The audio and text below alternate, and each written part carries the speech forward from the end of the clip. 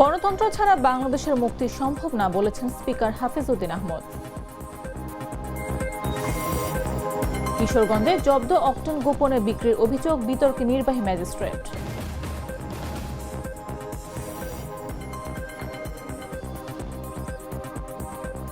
মাগুরার আঞ্চলিক মশলা গবেষণা কেন্দ্রের জমি অধিগ্রহণ 2 দশকেও শেষ হয়নি, ক্ষতিগ্রস্ত 36 ভূমি মালিক।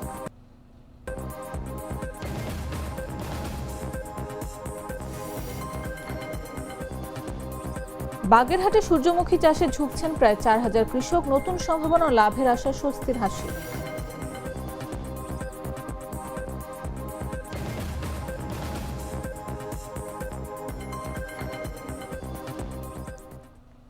দেশজুড়ে সংবাদে সবাইকে আমন্ত্রণ, সাথে আছে আমি নাফিস আব্দুল্লাহ। সম্পর্কের মিষ্টি ম্যাজিক। জাতীয় সংসদের স্পিকার মেজর হাফিজউদ্দিন আহমদ বীর বিক্রম বলেছেন, গণতন্ত্র ছাড়া বাংলাদেশের মুক্তি বা সমৃদ্ধি সম্ভব নয়। গণতান্ত্রিক ব্যবস্থা আরও দৃঢ়ভাবে প্রতিষ্ঠিত করে দেশের অর্থনৈতিক অগ্রগতি অর্জন করা সম্ভব। বৃহস্পতিবার ভোলা সফরের অংশ হিসেবে দুপুর 12টায় বরিশাল সার্কিট হাউসে অবস্থানকালে সাংবাদিকদের প্রশ্নের জবাবে তিনি এসব কথা বলেন। হাফিজউদ্দিন আহমদ বলেন, নিরপেক্ষ নির্বাচনের মাধ্যমে যে সংসদ গঠিত হয়েছে সেই সংসদ বাংলাদেশকে সামনের দিকে এগিয়ে নিতে সক্ষম হবে। স্পিকার বলেন, বর্তমানে পড়াশোনা ও খেলাধুলার থেকে রাজনীতির প্রতি মানুষের বেশি আকর্ষণ। বাংলাদেশ স্বাধীন হয়েছে রাজনৈতিক আগ্রহের কারণে। যখন স্বৈরশাসন মানুষের ওপর চেপে বসেছে, তখন ছাত্র যুবকরাই জনগণের পক্ষ থেকে রাজপথে নেমে এসে স্বৈরশাসনের অবসান ঘটিয়ে গণতান্ত্রিক ব্যবস্থাকে আবার প্রবর্তন করেছে। তিনি বলেন, গণতন্ত্র ছাড়া বাংলাদেশের মুক্তি বা সম্প্রীতি অর্জন সম্ভব নয়। সে দিক দিয়ে রাজনীতির একটি ভালো দিক লক্ষ্য করেছি। সাধারণ মানুষের সচেতনতা বেড়েছে, গণতন্ত্রের প্রতি তাদের ঐকান্তিক আগ্রহ বেড়েছে। এটি দেশকে অনেক এগিয়ে নেবে। আমি আমার এলাকাবাসী লালমোহন এবং তলিবন্ধে তারা খুবই কৃতজ্ঞ। তারা 7বার আমাকে জাতীয় সংসদে নির্বাচিত করেছে, একবার স্বতন্ত্র প্রার্থী হিসাবে নির্বাচিত করেছে, কোনো দল ছিল না আমার তখন। এইভাবেই দেখতে দেখতে অনেক বয়স হয়ে গেল, প্রায় 82 বছরের কাছাকাছি। বরিশাল শহর স্মৃতিময় এক শহর, এখানে অলি গলি পাড়ায় সব জায়গায় বিচরণ ছিল। তখনকার দিনে ফুটবল খেলা হতো 4 ফিট হাইট, 4 ফিট 2 ইঞ্চি হাইট, নানান ধরনের প্রতিযোগিতা, খেলাধুলার প্রতি মানুষের খুব আকর্ষণ ছিল। এখন সেই ধরনের উন্মাদনা, সেই ধরনের আকর্ষণ দেখি না। যুব সমাজ, কিশোর সমাজ, তারাও তাদের আগ্রহের কেন্দ্রবিন্দু অন্য স্থানে। তারপর রাজনীতি নিয়েও অনেক মাতামাতি তখনকার দিনে ছিল না। তখন খেলাধুলা, সাংস্কৃতিক অনুষ্ঠান, সন্ধ্যার পর গান বাজনা, এগুলো নিয়েই বরিশালের নাগরিকরা ব্যস্ত থাকতেন। এখন অনেক পরিবর্তন দেখতে পাচ্ছি, সময়ের সাথে সাথে মানুষও পরিবর্তিত হয়েছে, মানুষের আগ্রহের কেন্দ্রবিন্দু পরিবর্তিত হয়েছে। তবে আমি মনে হয় যে খুব সুন্দর সময় কাটিয়েছি বরিশালে। কিশোরগঞ্জে পেট্রোল পাম্প থেকে জব্দকৃত অকটেন বিক্রির অভিযোগ উঠেছে জেলা প্রশাসনের এক নির্বাহী ম্যাজিস্ট্রেটের বিরুদ্ধে। অভিযোগে বলা হয়, গাইটাল এলাকার একটি পাম্প থেকে 73 লিটার অকটেন পাচারের সময় এনএসআই ও পুলিশ জব্দ করে। পরে নির্বাহী ম্যাজিস্ট্রেট মোহাম্মদ আব্দুল্লাহ আল মুইদের নেতৃত্বে ভ্রাম্যমাণ আদালত ঘটনাস্থলে পৌঁছে মাত্র 3000 টাকা জরিমানা করেন। অভিযোগ রয়েছে, পরে জব্দকৃত অকটেন এনএসআই অফিস প্রাঙ্গণে সরকারি কর্মচারীদের কাছে রাতের আধারে বিক্রি করা হয়। ঘটনার সময় সাংবাদিকরা ছবি তুলতে গেলে ম্যাজিস্ট্রেট বাধা দেন এবং তথ্য না দিয়ে জেলা প্রশাসকের কাছে যেতে বলেন। তবে জেলা প্রশাসক মোহাম্মদ আসলাম মোল্লাকে ফোনে পাওয়া যায়নি। অন্যদিকে পাম্প মালিক অভিযোগ অস্বীকার করে বলেন, সরকারি গাড়ি থেকে কিছু কর্মচারী তেল বের করেছে। এ বিষয়ে প্রশাসনের পক্ষ থেকে এখনো আনুষ্ঠানিকভাবে কোনো বক্তব্য পাওয়া যায়নি। স্থানীয়রা ঘটনাটি নিয়ে নানা প্রশ্ন তুলেছেন এবং স্বচ্ছ তদন্তের দাবি জানিয়েছেন। বিষয়টি নিয়ে এলাকায় ব্যাপক আলোচনা চলছে এবং সামাজিক যোগাযোগ মাধ্যমেও সমালোচনা দেখা দিয়েছে। তদন্তের পর প্রকৃত ঘটনা উদ্ঘাটন হবে বলে আশা করা হচ্ছে। ঘটনাটি ইতিমধ্যে স্থানীয় প্রশাসন ও আইনশৃঙ্খলা বাহিনীর নজরে এসেছে এবং তদন্ত কার্যক্রম শুরু হতে পারে বলে জানা গেছে। দ্রুত প্রতিবেদন প্রকাশের আশা করা হচ্ছে সংশ্লিষ্ট সূত্রে। কোথেকে আনছেন বলেন, তেলটা কোথেকে আনছেন বলেন। আরে আপনি শুধু তেলটা কোথেকে আনছেন এটা বলেন, কোথেকে কিনে আনছেন, কোথেকে আনছেন এটা বলেন, আপনি বলেন কোথেকে আনছেন এটা তেলটা বলেন। আপনি কতটুকু জানেন কোথেকে বলেন, আপনি কিনছেন কোত্থেকে এটা বলেন। নগদ আনছেন না বাকিতে? বাকিতে আনছেন? বাকি আনছেন না নগদ আনছেন? বাকি আনছেন না নগদ আনছেন বলেন। হ্যাঁ, এটা বলেন, আপনি কি বক্তব্য দিতে চান কিনা বলেন? বলেন আপনি বক্তব্য দিতে চান না? হ্যাঁ, আপনি বলেন, আমি বক্তব্য দিতে চাই। বলেন। আপনি এইটুকু বলেন যে আমি আসলে কথাটা বলতে রাখি এইটুকু। আপনার বক্তব্যটা বলেন। মানে এখানে তো আপনি তেল জব্দ করছেন, এই ব্যাপারে কি আপনারা মানে কোনো বা বিক্রি করতেছেন? এই বিষয়ে যদি কোনো ডিটেইলস জানা থাকে তাহলে জেলা প্রশাসন থেকে শুনে নেব।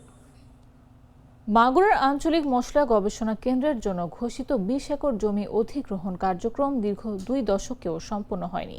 1996 সালে প্রতিষ্ঠিত কেন্দ্রটি সম্প্রসারণের লক্ষ্যে 2006 সালে পৌরসভার 2টি মৌজায় জমি অধিগ্রহণের উদ্যোগ নেওয়া হয়। পরবর্তীতে 2015 সালে 36 জন ভূমি মালিককে নোটিশ দেওয়া হলেও 2026 সাল পর্যন্ত প্রক্রিয়াটি চূড়ান্ত হয়নি বলে অভিযোগ পাওয়া গেছে। এতে ভূমি মালিকরা জমি ক্রয় বিক্রয় উন্নয়ন কার্যক্রম করতে না পারায় চরম ভোগান্তিতে রয়েছেন। ভুক্তভোগীরা দ্রুত অধিগ্রহণ সম্পন্ন অথবা প্রক্রিয়া বাতিলের দাবি জানিয়েছেন।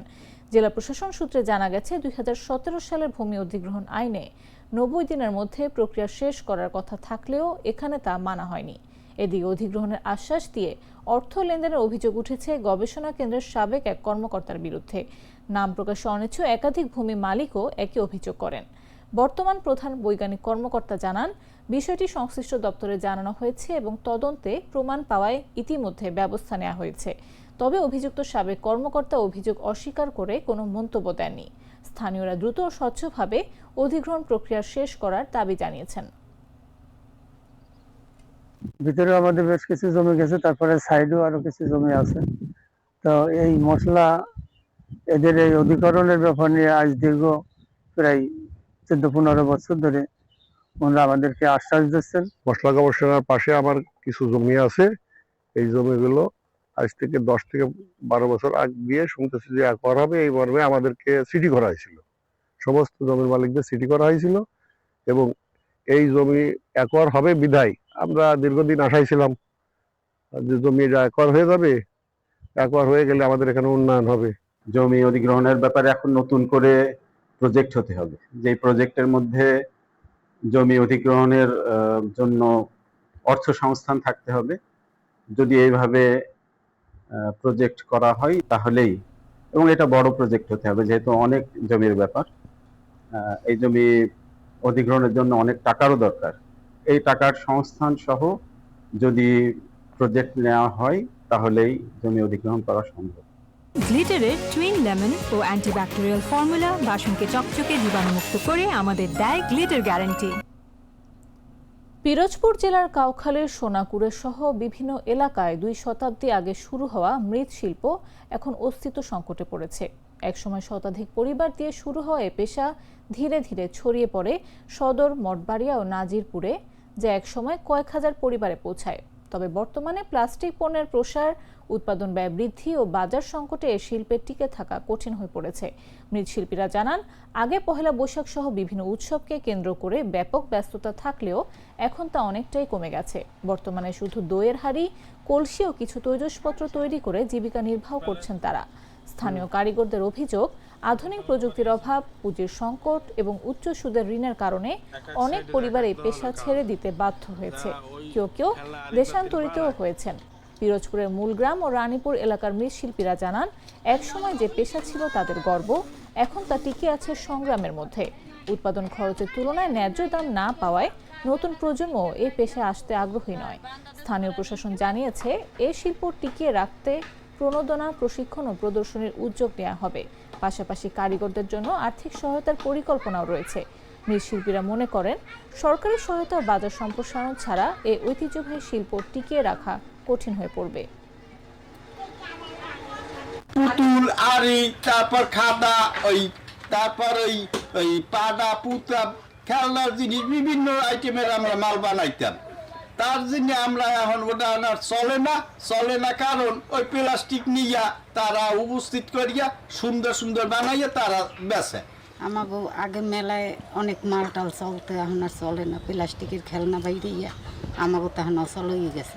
এখন আমাদের এখানে অনেক পাল ছিল, প্রায় 350 ঘরের মতন পাল ছিল, এখন আছে 60 ঘর। সংসার তো চলে মোটামুটি, এতে কি আর সংসার চলে? এখন যে দুর্বাজার, এখন তো চলে না। এখন খেলনাপাতি সবই তো এখন প্লাস্টিকের বাইরেছে। এই সমস্ত আমরা বানাইতাম, এখন এতে প্লাস্টিকের দই চলে, আর আমার এতে দই বানাই না। এতে খুব কষ্ট করেই কাজ করা লাগে, লাভ হয় না। আমাকে মাটির মালের চাহিদা আগে ছিল প্রচন্ড, এখন এই প্লাস্টিকের কারণে চাহিদা অনেক কমে গেছে। যুগের চাহিদার সাথে তাল মিলিয়ে এ শিল্পের আধুনিকায়ন করতে পারলে হারানো ঐতিহ্য ফিরিয়ে আনা সম্ভব। এ লক্ষ্যে উপজেলা প্রশাসন কর্তৃক তাদের উন্নত প্রশিক্ষণ, আধুনিক যন্ত্রপাতির ব্যবহার ও স্বল্প সুদে ঋণ প্রাপ্তি সহ প্রয়োজনীয় কার্যকর পদক্ষেপ গ্রহণ করবে। প্রাণ কফি ক্যান্টিন, কররা কফি, কঠিন স্বাদে, হাইকে বলো বাই। বাগেরহাটের সূর্যমুখী চাষে কৃষকদের মধ্যে নতুন সম্ভাবনার দ্বার খুলে গেছে। জেলার কচুয়া উপজেলার শ্যানপুকুরিয়া গ্রাম সহ বিভিন্ন এলাকায় এবার বিস্তীর্ণ জমিতে হলুদ সূর্যমুখীর চাষ হয়েছে, যা দৃষ্টিনন্দন হয়ে উঠেছে। মাঠ জুড়ে ফুলের সমারোহ দেখতে প্রতিদিনই ভিড় করছেন দর্শনার্থীরা। কৃষি অফিস সূত্রে জানা গেছে, এবছর জেলায় 610 হেক্টর জমিতে সূর্যমুখী চাষ করেছেন প্রায় 3800 কৃষক। লবণাক্ত সহিষ্ণু এই ফসল বাগেরহাটের মাটিতে ভালো ফলন দিচ্ছে বলে জানিয়েছেন সংশ্লিষ্টরা। কৃষি বিভাগ থেকে বিনামূল্যে বীজ, সার ও পরামর্শ দেয়া হচ্ছে কৃষকদের। কৃষকেরা জানান, মাত্র 4 মাসে ফসল ঘরে তোলা যায় এবং প্রতি বিঘায় 20 থেকে 25,000 টাকা পর্যন্ত আয় সম্ভব হচ্ছে। উৎপাদন খরচ তুলনামূলক কম হওয়ায় তারা ধান ও অন্যান্য ফসলের তুলনায় সূর্যমুখী চাষে বেশি লাভ পাচ্ছেন। স্থানীয় কৃষকরা বলেন, সূর্যমুখী তেল স্বাস্থ্যসম্মত হওয়ায় বাজারে এর চাহিদা বেশি। অনেকেই নিজেদের চাহিদা মিটিয়ে বাড়তি তেল বিক্রি করছেন। একই সঙ্গে এর খৈল গবাদি পশুর খাদ্য হিসেবেও ব্যবহৃত হচ্ছে। কৃষি সম্প্রসারণ অধিদপ্তরের কর্মকর্তারা জানান, পতিত জমি ও ঘেরের আইলে সূর্যমুখী চাষ সম্প্রসারণের পরিকল্পনা নেওয়া হয়েছে। ভবিষ্যতে আরও উন্নত জাতের বীজ সরবরাহের মাধ্যমে উৎপাদন বাড়ানো এবং আমদানি নির্ভরতা কমানোর লক্ষ্য রয়েছে। গতবার আমি 15 কাঠা জমিতে সূর্যমুখী চাষ করছি, তা অনেক লাভবান হয়েছি। সেই আগের 2 বছরের থেকে এবার এই বছর অনেক উন্নত দেখতেছি। সূর্যমুখী ফুলের তেলে কোনো ক্ষতি নাই। ফুলের তেলগুলা আমরা খাই অথবা বিক্রিও করি। জমিতে সূর্যমুখী লাগাই, সূর্যমুখীর কারণে আমরা অনেক লাভবান হয়েছি এবং রোগ মুক্ত হয়েছি। আমরা পুরুষের কাজে আমরা এটা সহযোগিতা করি, এটাই আমরা ফুলের চাষে আমরা খুব লাভবান হয়েছি। আমরা এই সূর্যমুখী চাষ করি, ধানের থেকে এটা লাভবান, এটা খরচ কম, আমাদের সারা বছরের তেল হয়ে যায়। এই সূর্যমুখী 12 থেকে 14 পর্যন্ত ডিএস পার মিটার পর্যন্ত লবণ সহ্য করতে পারে। ফলে এই সমস্ত এলাকাগুলোতে যে সমস্ত পতিত জমি ছিল, সেখানে সূর্যমুখীর আবাদের ব্যাপক সম্ভাবনা তৈরি হয়েছে এবং কৃষকরা করছে, এবং সরকার প্রণোদনার মাধ্যমে কৃষকদেরকে কিন্তু এই উপকরণ সহায়তা দেওয়া হয়েছে। সংবাদ শেষ করার আগে শিরোনামগুলো জানিয়ে দিচ্ছি আরো একবার। গণতন্ত্র ছাড়া বাংলাদেশের মুক্তি সম্ভব না বলেছেন স্পিকার হাফিজ উদ্দিন আহমদ।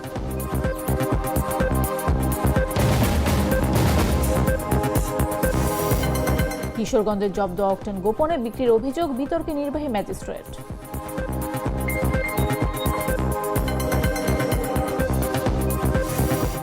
মাগুরার আঞ্চলিক মশলা গবেষণা কেন্দ্রের জমি অধিগ্রহণ 2 দশকেও শেষ হয়নি, ক্ষতিগ্রস্ত 36 ভূমি মালিক। বাগেরহাটে সূর্যমুখী চাষে ঝুঁকছেন প্রায় 4000 কৃষক, নতুন সম্ভাবনা ও লাভের আশায় স্বস্তির হাসি।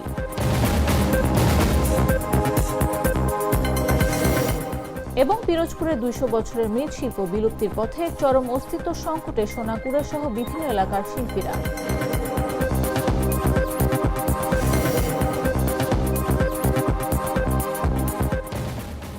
দর্শক, এই ছিল এখনকার মতো।